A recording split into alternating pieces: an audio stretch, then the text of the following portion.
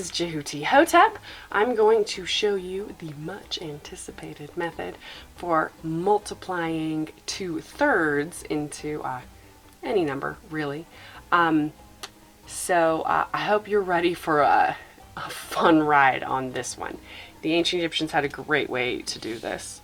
But first, we are going to do our method, 26 times 2/3. And we would go 26 over 1 times 2/3, multiply across 52 divided by 3. And then we're going to do 3 into 52.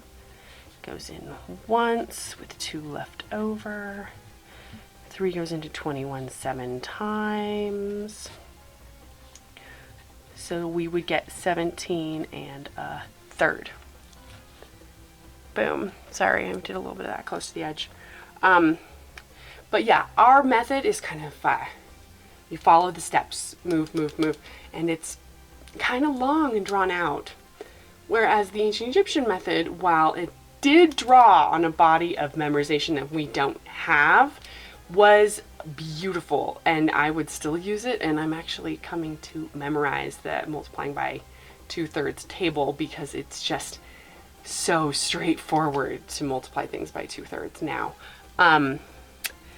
Now we're going to do the Egyptian method of 26 times 2/3, and they, as I said, had these memorized.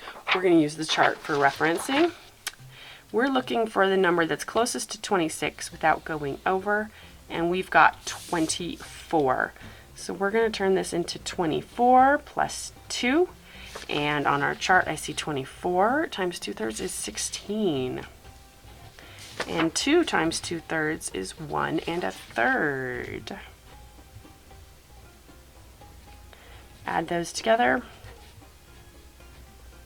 17 1/3. Boom. Game over. Done. So it's beautiful, it's succinct, it makes a lot of sense. But there are some tips and tricks that can come up, so I'm going to keep showing examples to get all of those little kind of nitpicky little things in. So let's start with 4,329. So I am breaking this number down just like I did with this first one, but I'm going to do it more verbally and with little notations on the paper instead of in a big expanded form. So the 4 is close to the 3 with 1 left over, so we're going to kind of put that over here and make that a 13, and that's a 3 now. And then 3 times 2/3 is 2. And then 13 is close to 12. We'll move 1 over here. So 12 times 2/3 is 8. And 12 times 2/3 is 8. And 9 times 2/3 is 6. 2,886. Done. Wow. So the trick here is that if this wasn't something on the chart, I make it something on the chart and then move that leftover to the next place value. So now we're going to do another one of 5,862. Now the 5 again is going to be close to the 3, but with 2 left over. And so 3 times 2/3 is 2. 28 is close to our 27 with 1 left over, so let's put our 1 over there. And 2/3 of 27 is 18. So we put the 8 here and we carry the 1 over to the other place value. And then we look at the 16, it's close to the 15. 2/3 of 15 is 10, so we put a 0 and we carry the 1. And then we have 2 and oh wait, that was 15, we have to carry the 1. And then 12 times 2/3 is 8. So now we have to actually synthesize our answer from our little notes that we've taken here. And we get 3,908.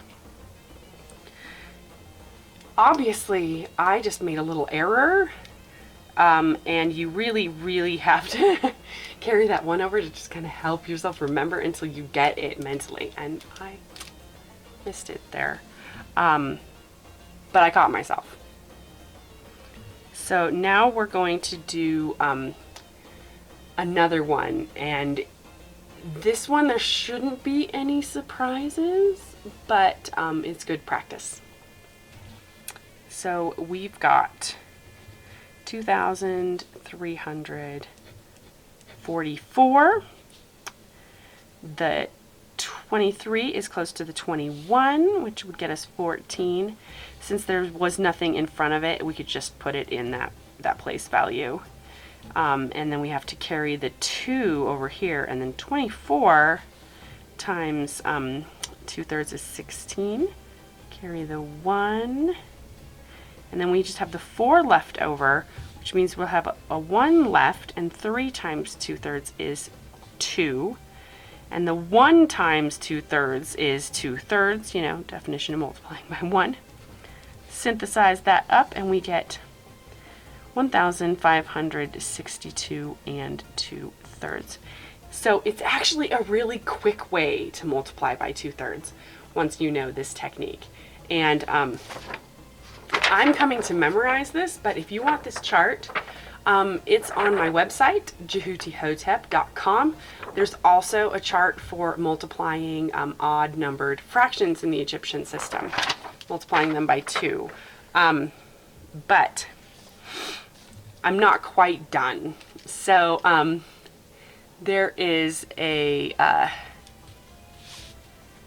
another little trick that they did here, where to multiply by 1/3 or divide by 3, they would just divide this by 2. So they would multiply by 2/3 and then divide by 2.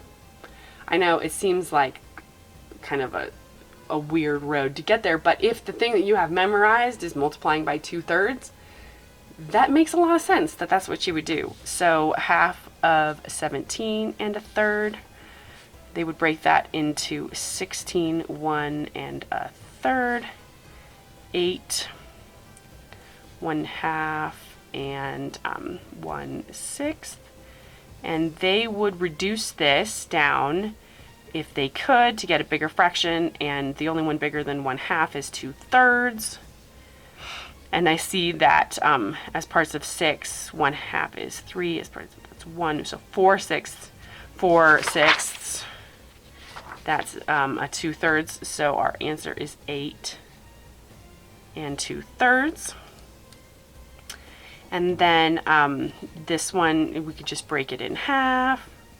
1,443.